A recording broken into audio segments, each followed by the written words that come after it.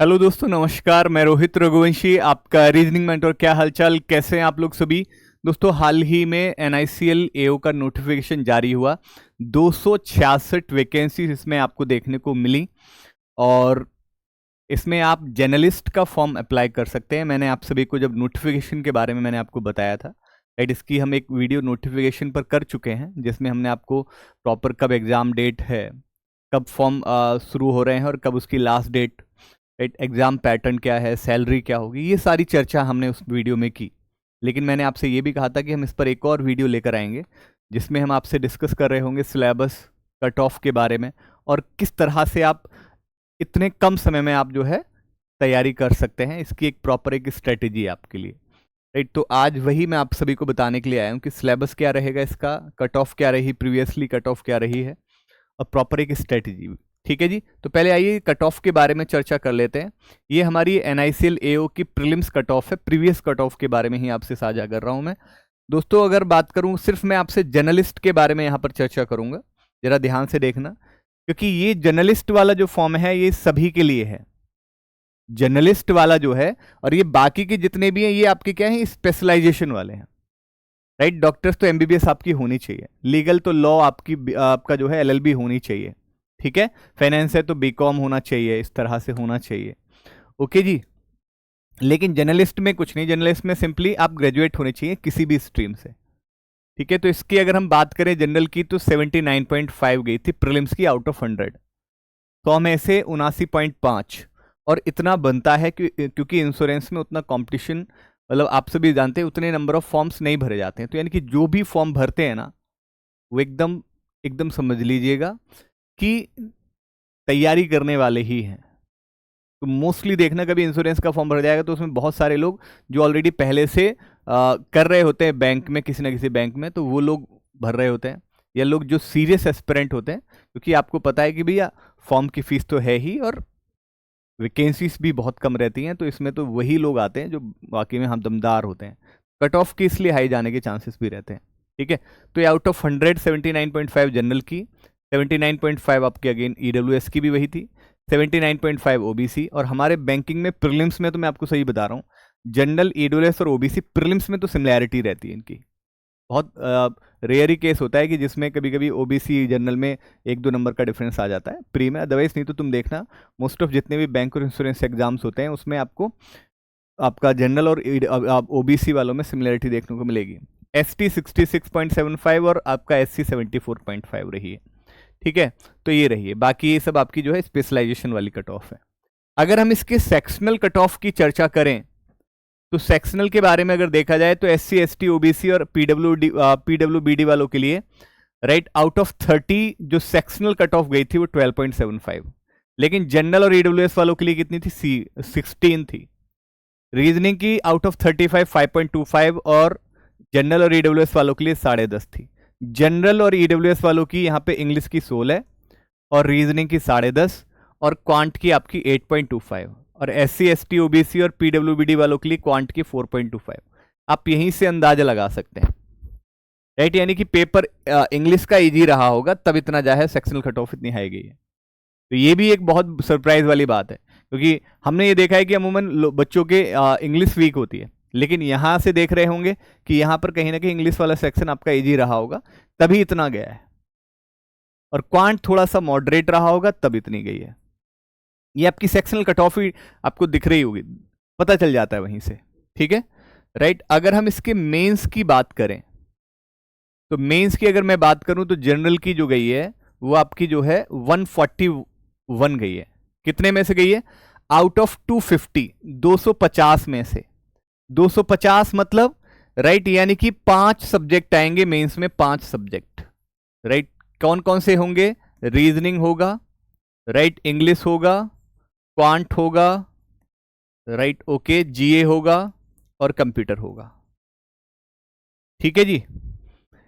हर एक सब्जेक्ट में 50 question, 50 marks, हर एक सब्जेक्ट में 50 क्वेश्चन और 50 मार्क्स का होगा, ठीक है, ध्यान रखना। 50 क्वेश्चन 50 मार्क्स हर एक के लिए, तो टोटल 5 सब्जेक्ट है तो 5 के लिए कितना हो गया, 250 क्वेश्चन और 250 ही मार्क्स का होगा, ठीक है। 250 क्वेश्चन और 250 मार्क्स का। 3 घंटे का पेपर है। जीए और कंप्यूटर के लिए 30-30 मिनट मिलेंगे और बाकी सब के लिए आपको 40-40 मिनट मिलेंगे। तो 120 और 60 कितना हो गया, 180 मिनट, यानी कि टोटल 3 घंटे का पेपर है। साथ के साथ इसी में आपका डिस्क्रिप्टिव भी होगा, यानी कि ये पूरा पेपर 3 घंटे होने के बाद फिर आपका डिस्क्रिप्टिव पेपर भी होगा, लेकिन डिस्क्रिप्टिव आपका क्वालिफाइंग नेचर का होगा, ये ध्यान रखिएगा। उसके मार्क्स जुड़ेंगे नहीं, उसके लिए एक प्रॉपर आपको बोल दिया जाएगा कि भाई आपको 15 लाने हैं या 12 लाने हैं, उसको आप ले आए तो क्वालिफाई कर दिया, मतलब आपने डिस्क्रिप्टिव वाला पार्ट। उसके मार्क्स आपके मेंस में एड ऑन नहीं होंगे, जैसे जो आपका मेंस की जो रिजल्ट आएगा ना उसमें नहीं होगा। देख रहे होगे आप, ये आउट ऑफ 250 है, यानी कि इसका मतलब डिस्क्रिप्टिव का नहीं जुड़ा है हमारा, सिर्फ इसका ही आपके एड ऑन हुए हैं।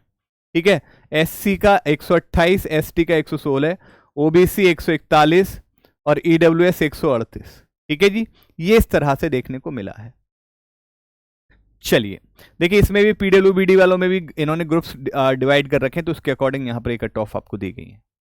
ठीक है जी, चलिए अगर इसकी बात करें, इसकी सेक्शनल कट ऑफ की बात करें, तो देख रहे हो इसमें तो फ्लैट एक एक नंबर गया है, सभी में फ्लैट, सभी में एक एक नंबर आपको देखने को मिली है। ठीक है, तो ये एक अच्छी अपॉर्चुनिटी है अगर आप, लेकिन ये उन बच्चों के लिए है जिन्होंने या तो पहले से आप पहले 1 साल से तैयारी कर रहे हैं, या फिर वो बच्चे जिन्होंने इस बार से तैयारी शुरू करना प्रारंभ किया है, लेकिन उन्होंने अपना सिलेबस प्रॉपर तरीके से कंप्लीट कर लिया, वो बस अपना क्या कर रहे हैं, प्रैक्टिस कर रहे हैं, रिवाइज कर रहे हैं चीज़ों को। या तो उनके लिए बेहतर अपॉर्चुनिटी है, या जो पहले से 7-8 महीने 1 साल से तैयारी कर रहे हैं उनके लिए बेहतर अपॉर्चुनिटी है। तो ये सोचे कि मैं आज से तैयारी शुरू करूं तो वाकई में ये बहुत ज़्यादा चैलेंजिंग हो जाएगा, इवन मैं कह दूंगा इम्पॉसिबल सा भी है अगर आप आज से शुरू करते, क्योंकि 30-35 दिन में आप नहीं कह सकते, 30 to 35 डेज, बिकॉज यहाँ पे स्पीड का मायना है। आप सिलेबस कंप्लीट कर लोगे, चलो ठीक है, आप पूरे दिन 24 घंटे में आप 16-16 घंटे पढ़ रहे हो या 15-15 घंटे पढ़ रहे हो, सिलेबस एक बार को कंप्लीट किया जा सकता है, लेकिन वो स्पीड कहाँ से लाओगे, स्पीड के साथ साथ एक्यूरेसी कैसे करोगे? क्योंकि अगर पिछले साल 79.5 गई है तो ऑब्वियसली बात है इस बार जो है इससे ज्यादा ही जाएगी, राइट? कम से कम 80+ तो मानकर चलिए, और 80+ आउट ऑफ 100, इसका मतलब स्पीड का बहुत बड़ा रोल आपको देखने को मिलेगा इसमें। ठीक है जी, तो आप ये चीज जान लीजिएगा। बाकी अगर हम बात करें तो मैंने ये सिलेबस जो दिखाया है पूरा प्रॉपर प्री और मेंस का दिखाया है। ठीक है जी, प्री और मेंस के लिए दिखाया है आपको, जिसमें स्पीड मैथ के आप सभी जानते हैं topic, simplification, approximation, series, quadratic equation आपको दिया गया। ये आपके अर्थमेटिक के टॉपिक हैं, ratio, percentage, profit loss, SICI, average, age, mixture and alligation, time and work, speed, time and distance, right, partnership, probability, permutation, combination, boat and stream, pipe and cistern, mensuration, DI, data sufficiency, Q1 and Q2, like इस तरह से जो है आपको दिए जाते हैं। ठीक है, ये आपका सिलेबस है प्री और मेंस दोनों का, ध्यान रखना। ठीक है, प्री और मेंस दोनों का, क्योंकि भाई ऐसा कोई टॉपिक नहीं होगा जो ऐसा जो मैंने इसमें दिखाया जो प्री में ना आए। हाँ, मैं ये जरूर कह सकता हूं कि प्री में भी हो सकता है डेटा सफिशिएंसी और Q1 Q2 ना आए, लेकिन अगर ये ऑफिसर स्केल है, AO का है, तो we can expect also in pre, यानी कि डेटा सफिशिएंसी और Q1 Q2 को भी हम एक्सपेक्ट कर सकते हैं प्री में, कोई बहुत बड़ी बात नहीं है। ठीक है, हाँ, क्लर्क का अगर होता है तो हम कह देते कि भाई नहीं, डेटा सफिशिएंसी और Q1 Q2 नहीं आएंगे, लेकिन ऑफिसर स्केल है, एडमिनिस्ट्रेटिव ऑफिसर है, तो ऑब्वियस सी बात है यहां पर यह है कि भाई हम यहां पर Q1 Q2 डेटा सफिशिएंसी को भी एक्सपेक्ट कर सकते हैं। अगर हम बात करें रीजनिंग की, तो ये भी दोनों के लिए है, प्री और मेंस दोनों के लिए होगा, प्री और मेंस दोनों के लिए होगा। ठीक है, alphanumeric series, coding decoding, inequalities, syllogisms, blood relation, direction distance, ranking and alphabet, data sufficiency, machine input, critical and analytical reasoning. ये आपकी पजल्स हैं, पजल्स में आपका scheduling, tabular, box based, floor based, month based, day based, year based, floor and flat, right, और आपका जो है box with stack, box with stack हो गया। ठीक है, मंथ विद डेट हो गया, मंथ विद डेट हो गया, मंथ विद ईयर हो गया, मिक्स बेस्ड हो गई पजल। ठीक है, मिक्स कैसे, मिक्स कैसे, मिक्स आपके साथ किसी एक के साथ में, जैसे कंपैरिजन के साथ में कोई फ्लोर बेस्ड डाल दी, राइट। इस तरह से वो कंपैरिजन कोई मिक्स करके दे सकता है, मिसलेनियस पजल्स भी आप you can say. Arrangement, sitting arrangement में आपका linear, circular arrangement, triangle, pentagon, hexagon, rectangle, square, blood relation based, right. Blood relation के साथ आ जाता है, डायरेक्शन के साथ में कोई अरेंजमेंट आपको दे दिया जाता है। ये बहुत पूछ लिए जाते हैं मेंस में, तो ये मैंने आपको कंप्लीट बताया प्री और मेंस दोनों के लिए, ठीक है। प्री और मेंस दोनों के लिए, जैसे मेंस में आपका ये नहीं आते हैं, मशीन इनपुट और क्रिटिकल एंड एनालिटिकल नहीं आता, डेटा सफिशिएंसी को एक्सपेक्ट किया जा सकता है, लेकिन ये दो टॉपिक को छोड़कर सब कुछ आपका प्री में आएगा। मशीन इनपुट और क्रिटिकल रीजनिंग आपका ये जो है मेंस में ही एक्सपेक्ट करेंगे इसको, ठीक है जी बच्चों। चलिए अगला अगर हम बात करें कंप्यूटर की, तो ये कंप्यूटर का सिलेबस है, आप स्क्रीनशॉट ले सकते हैं इसका, राइट। लेकिन कंप्यूटर आप याद रखिएगा, कंप्यूटर सिर्फ मेंस में ही आएगा, कंप्यूटर मेंस में आएगा, जिसके 50 क्वेश्चन होंगे और 50 मार्क्स का ही आएगा आपका, ठीक है जी। अगर बात करें जीए की, तो ये भी मेंस का ही पार्ट है, सिर्फ मेंस में ही आएगा, ठीक है। 50 क्वेश्चन, 50 मार्क्स, ठीक है, और 30 मिनट। सिमिलरली यहां भी आपका जो है 50 क्वेश्चन, 50 मार्क्स और 30 मिनट का टाइम होगा आपके पास, ठीक है, जिसमें आपका कॉम्बिनेशन है करंट अफेयर्स का, बैंकिंग अवेयरनेस का, फाइनेंशियल अवेयरनेस का और स्टैटिक जीके का, ठीक है। करंट अफेयर्स आपको डेली आपको पढ़ना चाहिए, बैंकिंग और ये सब क्या है, ये नोट्स प्रॉपर बनाने वाले हैं, नोट्स बना के इसका रिवीजन करिए ज्यादा से ज्यादा इन तीनों का, और ये आपका डेली, राइट। चलिए अगर बात करें इंग्लिश की, तो इंग्लिश में ये सिलेबस आपका है, ठीक है। इंग्लिश आपका ये दोनों का ही है, ध्यान रखना है, प्री और मेंस दोनों का ही है, ठीक है, क्योंकि मैथ, रीजनिंग और इंग्लिश ये प्री में भी आएगा और मेंस में भी आएगा। कंप्यूटर और जीए ये सिर्फ और सिर्फ आपके मेंस में ही आएंगे, ओके। चलिए तो ये इंग्लिश का हमारा सिलेबस रहेगा। अब बात करते हैं स्ट्रेटेजी की, ठीक है। स्ट्रेटेजी की आप जानते हैं कि प्री एग्जाम डेट भी फिक्स्ड है और मेंस एग्जाम डेट भी फिक्स है आपका। प्री का एग्जाम आपका 20 जुलाई है, 20 जुलाई, और मेंस आपका जो है वो 31 अगस्त है। ये दोनों की दोनों डेट आपकी फिक्स है या नहीं, राइट, आप सभी को पता है।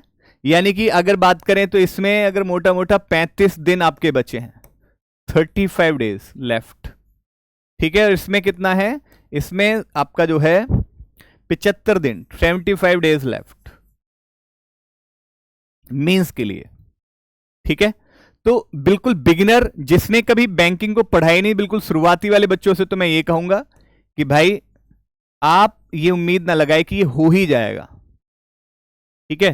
तो आप आगे के एग्जाम्स को आप टारगेट कर सकते हैं, लाइक आरआरबी, ठीक है। आरआरबी में भी अगर आपने अभी बिल्कुल शुरुआती है, और अगर जो एग्जाम डेट्स पहले से दी गई हैं, यानी कि जो जनवरी में जो कैलेंडर आया था उसके अकॉर्डिंग, तो उनके लिए भी टफ है।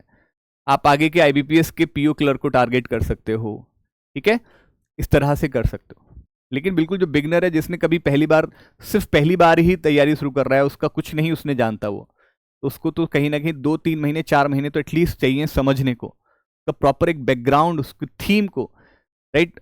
एक कहते हैं ना कि चीज़ों को अंडरस्टैंडिंग, क्लैरिटी के लिए जरूरी है 3 से 4 महीने आप प्रॉपर, आप किसी भी टीचर के साथ में या पूरी एक टीम के साथ में, उससे वहां से आप एक बार सिलेबस को अच्छे से कंप्लीट करिए बढ़िया तरीके से, मतलब फ्री माइंड होकर, कोई प्रेशर नहीं, किसी तरह का बॉदर दिमाग में कोई प्रेशर लेकर अगर आप सिलेबस को कर रहे हैं, तो फिर कहीं ना कहीं वो चीज़ें जल्दबाजी में, आप कहते हैं कि उतनी क्लैरिटी, उस अच्छे लेवल की क्लैरिटी तक आप नहीं पहुंच सकते।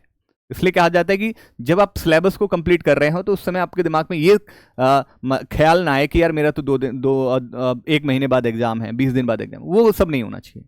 आप 3 से 4 महीने को बिल्कुल एकदम फ्री कर दीजिए कि कुछ भी हो मैं पेपर नहीं दूंगा, 3 से 4 महीने पहले अपनी चीज़ों को सीखूंगा, समझूंगा, इस पूरे पैटर्न को जानने का प्रयास करूंगा, तैयारी को बेहतर करने का प्रयास करूंगा, ये आपका दिमाग में होना चाहिए। एग्जाम को लेकर किसी तरह की चीज़ें आपकी नहीं होनी चाहिए, ठीक है, राइट। लेकिन ये उसके लिए बेस्ट है, जैसे कि जो आपका जो है, जो 4-5 महीने या 7-8 महीने या 1 साल से जो तैयारी कर रहा है, या उससे ज़्यादा, ये उसके लिए बेस्ट अपॉर्चुनिटी हो सकती है, ठीक है जी, उसके लिए बेस्ट अपॉर्चुनिटी हो सकती है। वो जद्दोजहद बढ़िया तरीके से कर सकते हैं, वो बेहतर तरीके से यहां पे किया जा सकता है। लेकिन क्या करें, पहला काम तो ऑब्वियस सी बात है कि आपने अपना सिलेबस तो कंप्लीट कर लिया होगा, ठीक है, ये तो आपका डन होगा, मतलब इसमें तो कोई गुंजाइश होनी ही नहीं चाहिए, ठीक है। ये तो आपका मतलब सिलेबस कंप्लीट हो गया होगा, इसमें तो कोई सोचने वाला विषय ही नहीं है, राइट। तो अब क्या करें फिर रोहित सर? आपको क्या करना है और टीचर से क्या करना है, पहले आप ये जान लीजिए। सेल्फ क्या करें आप खुद से क्या क्या करें। Daily pre level mock test लगाएं, daily pre level mock test, ठीक है?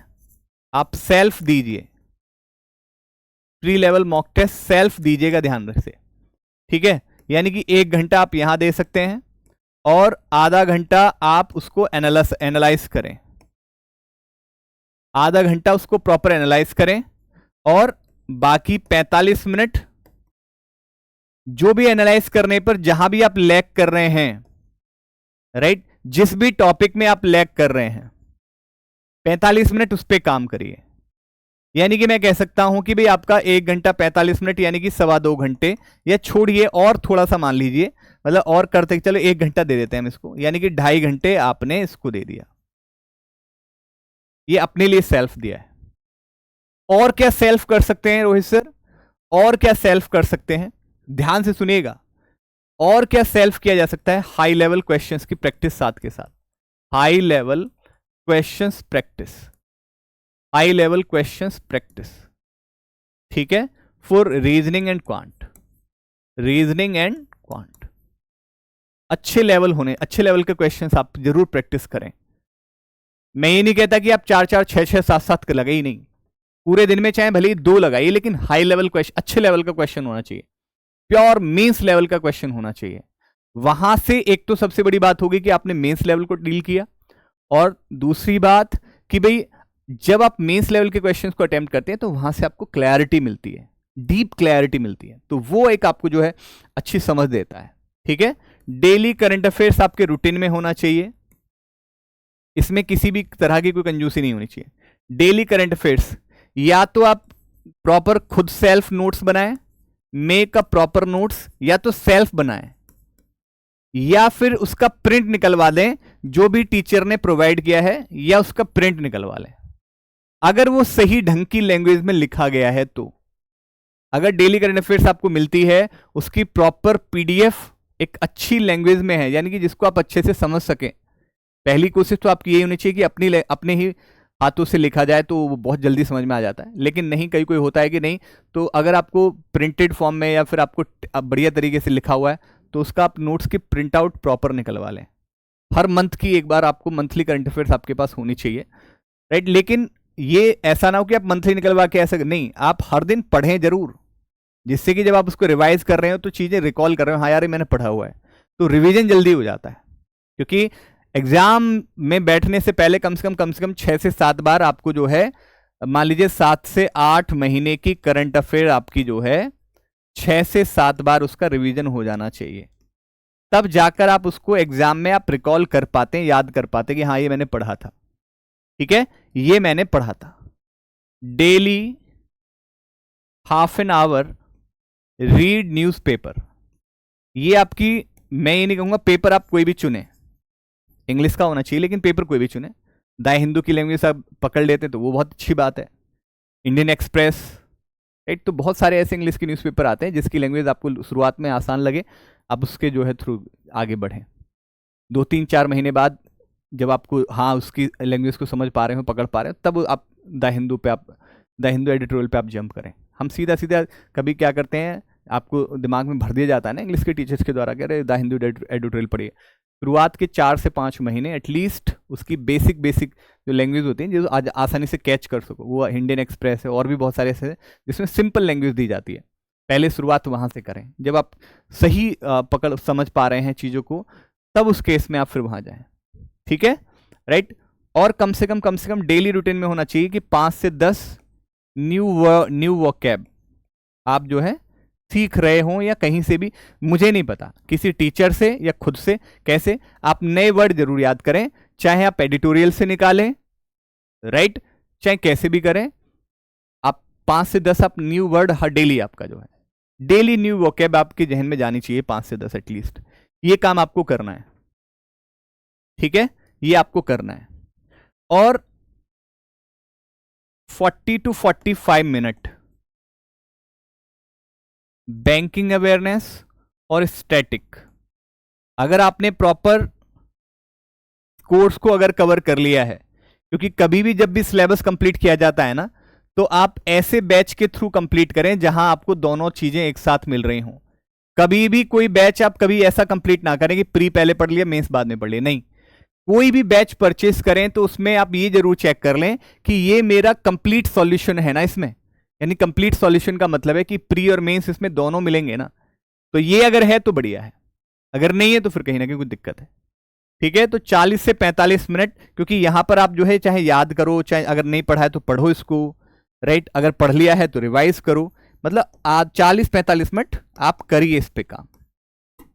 ठीक है, राइट। ये आपके सेल्फ वाला काम है, मतलब इसमें किसी का कोई एनरोलमेंट नहीं है, किसी का कोई इन्वॉल्वमेंट नहीं है, ये तुम्हारा काम है। ये अगर जो इस काम को कर रहा है तो वो बिल्कुल अपने आप को सोच सकता है। जो पूर्ण रूप से डिपेंडेंट हो गया है टीचर पे कि नहीं मुझे तो टीचर ही जो कराएंगे वही, तो फिर कहीं ना कहीं गड़बड़ है। आप सोचना कि सेल्फ आपका लगे, ये टारगेट आपका है, आप इस टारगेट को करते हैं या नहीं करते खुद से, आप सोच लीजिएगा इस बात को। ठीक है, राइट। टीचर के साथ क्या कर सकते हैं, राइट, क्या टीचर के साथ गाइडेंस ले सकते हैं आप। टीचर के साथ जब आपने सिलेबस कर लिया हो तो टीचर के साथ प्रैक्टिस कर सकते हैं, क्योंकि टीचर आपको बता रहा होगा कि हाउ टू अटेम्प्ट, कैसे अटेम्प्ट करना होता है। ठीक है, कैसे स्पीड आ रही होती है, कैसे एक्यूरेसी बढ़ाएं, ये सब पर भी उसके सेशन में चर्चा मिलती है। तो आप एक session at least each subject, right, तो जरूर फॉलो करें। इनिशियली आप उसके वही, जैसे एक करंट अफेयर का सेशन हो गया डेली, ठीक है, और आपका जो है एक करंट अफेयर का हो गया, एक कैलकुलेशन का भी आप जरूर अटेंड कर सकते हैं। अगर आप सेल्फ कर सकते हैं तो बहुत अच्छी बात है, नहीं कर सकते तो एक कैलकुलेशन का सेशन अटेंड कर सकते हो। ठीक है, आधा घंटे, वही 25-30 मिनट का होता है, बेहतर रहता है। ठीक है, फिर उसके बाद जिस भी एग्जाम को टारगेट कर रहे हैं आप, या तो वही एग्जाम की तैयारी करा रहा हो कोई, या रिलेटेड मतलब जिसका सेम सिलेबस हो। जैसे मान लीजिए उदाहरण के तौर पे सेम सिलेबस, मतलब जैसे उदाहरण के तौर पे बता सकता हूं मैं, अभी हम जो इस प्लेटफॉर्म पर करा रहे हैं वो फिलहाल में आरआरबी करा रहे हैं। तो आपको ये देखना है कि क्या मेरा एनआईसीएल का जो सिलेबस है रीजनिंग का, क्या वो आरआरबी से रिलेटेड है तो आप उसके सेशन को प्रैक्टिस कर सकते हैं। उसके सेशन, जैसे मेरी सुबह में 9 बजे क्लास होती है, आप चाहें तो एक बार जरूर विजिट करें। मैं ये वादा करता हूं कि जो बच्चा आरआरबी के साथ साथ उसको एनआईसीएल में भी बहुत फायदा होगा। फायदा क्या होगा, बिल्कुल आपको कोई अलग से पढ़ने की जरूरत नहीं पड़ेगी रीजनिंग में। ठीक है, तो सुबह 9 बजे मेरी क्लास होती है डेली। ठीक, तो ये काम कर सकते हैं। ठीक है, तो ये गाइडेंस के थ्रू है। ठीक है, देखिए जो ये उनके लिए बताया है जो रिपीटेड बच्चे हैं, जिन्होंने पहले भी एग्जाम दे रखे हैं। ठीक है, ये उनके लिए है। एनआईसीएल बिल्कुल बिगिनर, जिसने कुछ नहीं पढ़ा है, जानता नहीं है कुछ भी, उसके लिए सच में इम्पॉसिबल सा टास्क है। आप देने को दे सकते हैं, एग्जाम देने में कोई बुराई नहीं है, लेकिन आप उम्मीद करें कि भी मैं सिलेक्ट हो जाऊंगा तो बड़ा टफ है मामला। ठीक है, राइट। चलिए, लेकिन हाँ, आपने सिलेबस कंप्लीट कर लिया तो आप जरूर सोच सकते हैं। ठीक है जी, चलिए, तो ये आपको आज बताना था मुझे। ठीक है, एग्जाम आपको पता ही है कि प्री एग्जाम की डेट फिक्स है, 20 जुलाई होगी। नोटिफिकेशन आ गया है, फॉर्म भर दिया होगा, नहीं भरा है तो भर लेना। लास्ट डेट का, लास्ट मोमेंट का इंतजार मत करिएगा बिल्कुल भी। 20 जुलाई एग्जाम डेट प्री की फिक्स है, 31 अगस्त आपका मेंस की एग्जाम डेट फिक्स है। तो ये सारी डेट्स इसमें पहले से फिक्स्ड हैं। और ये भी सच बात है कि एक बहुत ही आरामदायक 5 डे वर्किंग, किसी भी तरह का कोई हेडेक नहीं, कोई प्रेशर नहीं, बहुत ही कहते हैं कि 9 से 5 की ड्यूटी है, 10 से 5 कह लो, या 9 से 9:30 से 5:30 कह लो, मतलब कह सकते हो कि 8 साढ़े 8 घंटे ही रहना है। और कोई कस्टमर के साथ में एक दूसरे के साथ, कस्टमर से कोई वो नहीं है आपका, आपके नीचे के जो लोग होंगे वही कस्टमर के थ्रू जो है इंटरेक्ट करेंगे। ठीक है, तो ये बहुत अच्छा है। अगर एक बार अच्छे से मेहनत कर ली तो होल लाइफ, आगे का जीवन जो है बेहतर हो जाएगा। तो आप सभी जरूर हमारे साथ जुड़ सकते हैं। हमारे यूट्यूब पर अभी फिलहाल में आरआरबी को लेकर चल रहे हैं, और जो एनआईसीएल की तैयारी कर रहे हैं तो वो आरआरबी के सेशंस को भी देख सकते हैं। बिल्कुल रेलेवेंट है, कोई इशू नहीं है। ठीक है जी, अगर कोई डाउट अभी भी आपके मन में हो तो मुझे कमेंट करके बता देना, मैं डेफिनेटली उस पर जो है अलग से वीडियो या फिर कमेंट में ही उसका जवाब आपको दे दिया जाएगा। तो थैंक यू सो मच, मुलाकात होगी कल। मेरी क्लास सुबह 9 बजे, आप जरूर जुड़िएगा, देखिएगा क्या क्या बेहतर चीज़ें आपको सिखाई जाती हैं। धन्यवाद, शुक्रिया, नमस्कार।